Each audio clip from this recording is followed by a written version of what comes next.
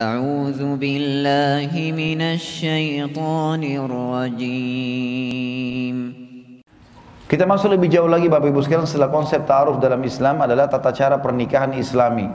Ini tidak kalah pentingnya juga untuk difahami. Ada 5 hal yang harus difahami dalam pernikahan Islam. Pertama, tidak boleh ada pelanggaran agama, karena menikah ibadah. Jangan Bapak Ibu memulai ibadah dengan dosa, gitu kan? Ada orang hamil di luar nikah, ada orang sibuk memamerkan auratnya, istrinya dipajang, semuanya laki-laki bisa menikmati kecantikannya, tubuhnya, salaman, segala macam, ikhtilat namanya. Terbuka aurat ini dilarang dalam agama Islam, tidak boleh. Ya, apalagi kalau kita menarik-narik masalah tradisi dan adat. Kita harus tahu Bapak Ibu sekalian ya, semenjak sudah jadi muslim atau kita Islam, kita harus tahu yang menjadi tradisi dan adat kita adalah Islam itu sendiri. Jangan tradisi diislamkan, tapi kita ya jadikan Islam sebagai tradisi. Itu yang harus difahami. Sehingga kita punya standarisasi hukum di sini. Jangan sudah pakai jilbab ibu-ibu sekalian, begitu mau nikah disuruh buka lagi pakai baju adat. Bagaimana kalau meninggal tiba-tiba pada saat itu? Subhanallah, ada satu anak muda salihah, wanita di Saudi, kisah nyata, sampai judul kisahnya itu ditulis oleh para ulama, malam pertama di surga. Wanita ini pakai hijab, tertutup rapi, pakai jilbab. Waktu dia menikah, subhanallah, lagi mau menikah, sebentar lagi dia akan kumpul sama suaminya, tinggal tunggu. Habis asar, rupanya dia lagi didandan. Dia lupa kalau wudunya sudah batal waktu sholat asar tadi. Selesai di make up ini sampai menjelang maghrib. Pas maghrib azan, dia baru ingat kalau dia tidak ada wudu. Maka dia bilang sama ibunya, kebetulan ada di sebelahnya, saya harus wudu ini, nggak ada wudu. Maka ini make upnya pasti rusak gitu. Kata ibunya, sudahlah sebentar lagi habis maghrib mempelai laki-laki datang. Dia bilang, nggak bisa ibu, ini haram dalam Islam kalau saya tidak sholat. Nantilah kamu jamak, nggak ada udzur untuk jamak, bukan musafir, bukan segala macam. Inti ringkas cerita, kata dia, maaf ibu, saya bukan tidak bakti tapi saya harus lakukan. Wudulah dia, wudu kemudian dia sholat. Kata ibunya, baiklah kalau begitu, percepatlah sholatnya. Sementara dia sujud di rakaat pertama Bapak Ibu sekalian, lama gak angkat-angkat kepalanya si perempuan ini. Ini kisah nyata. Ibunya sampai bilang, ayo nak, cepat nak. Dia tetap saja sujud, terus saja begitu. Karena sudah lama, sampai mendekati setengah jam, maka ibunya penasaran. Didekati, begitu disentuh anaknya jatuh, ternyata sudah meninggal dunia. Meninggal dalam keadaan husnul khatimah, sujud kepada Allah dan tidak membuka auratnya yang Allah larang, gitu kan.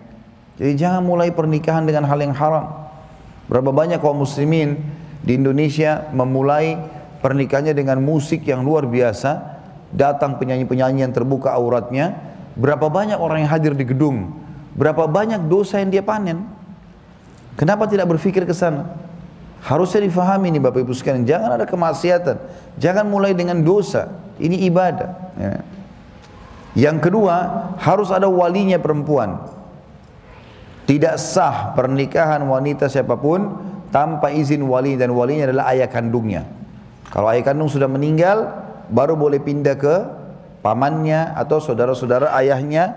Kalau sudah tidak ada, baru pindah ke saudaranya dia. Kalau dia janda punya anak sudah balik, maka boleh anaknya menjadi walinya. Sesuai dengan sabda Nabi SAW, ayyam amra'atin angkahat nafsaha bighairi idni waliyuha fanikahuha batil, batil, batil. Wanita manapun yang coba-coba menikahkan dirinya tanpa izin walinya, nikahnya batal, batal, batal. Kecuali walinya dalam kondisi kafir atau dalam satu keadaan, yang melamar si wanita laki-laki yang sangat soleh, lalu ayahnya si wanita ini fasik, artinya orang yang jauh dari agama. Dia larang anak perempuannya nikah sama laki-laki ini karena mungkin dianggap sudahlah, nggak penting solehnya, yang penting dia kayahnya, yang penting dia begininya. Dia tolak orang soleh. Maka di saat itu boleh pindah ke wali hakim. Kalau kita pemerintah, kita tentunya ada di KUA dengan istilah wali hakim. Tapi kalau enggak boleh sama sekali, harus izin.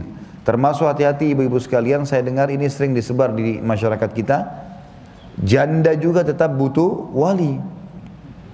Dinisbatkan Kepada Imam Abu Hanifah dikatakan, dalam mazhab Hanafi boleh janda menikahkan dirinya. Ini pendapat kedua dari Imam Abu Hanifah, itu pun sangat lemah. Pendapat beliau yang paling kuat adalah tetap pakai wali. Karena wali itu fungsinya sebagai pendukung dan pembela ibu. Jadi seperti misalnya kalau laki-laki lagi mau nikah nih, kemudian dia lihat, kami laki-laki sini kalau lihat di belakang ibu ada walinya, ada ayahnya, ada pamannya, laki-laki itu seperti menghadapi laki-laki yang lain tahu, oh ini ada pembelanya. Seperti itulah. Jadi jangan terbawa dengan tanda kutip arus kebodohan di sini, menikah tanpa wali, dan ini membatalkan pernikahan kata Nabi SAW. Wanita manapun yang coba-coba nikahkan dirinya tanpa izin walinya, nikahnya batal. 3 kali kata Nabi SAW. Yang ketiga, harus ada mahar. Dan mahar artinya adalah harta yang diberikan oleh laki-laki untuk sahnya nikah itu. Dan ini makin sederhana makin bagus. Sebagaimana sabda Nabi SAW, aktsaruhunna barakah, akaluhunna mahra. Wanita yang paling banyak berkahnya, yang paling sedikit maharnya. Jadi ini di Indonesia sudah diamalkan dunia perangkat sholat, Quran dan seterusnya. Ini termasuk mahar yang sangat baik ya. Bedakan antara mahar dengan uang yang diberikan untuk acara, itu beda, itu bukan mahar. Jadi kalau acara boleh laki-laki perempuan saling bantu-membantu, tapi mahar yang diletakkan pada saat akad nikah. Kemudian yang keempat adalah adanya 2 saksi yang terpercaya dari kaum laki-laki. Boleh satu dari pihak laki-laki, satu dari pihak perempuan, tapi boleh dari pihak laki-laki dua-duanya atau dua-duanya dari pihak perempuan, tidak ada masalah. Atau mungkin tidak ada hubungan kerabat, teman, tetangga, dianggap dituakan, dipercaya, boleh jadi wali, boleh jadi saksi. Dan ini harus 2 orang. Yang terakhir, yang kelima adalah diiklankan.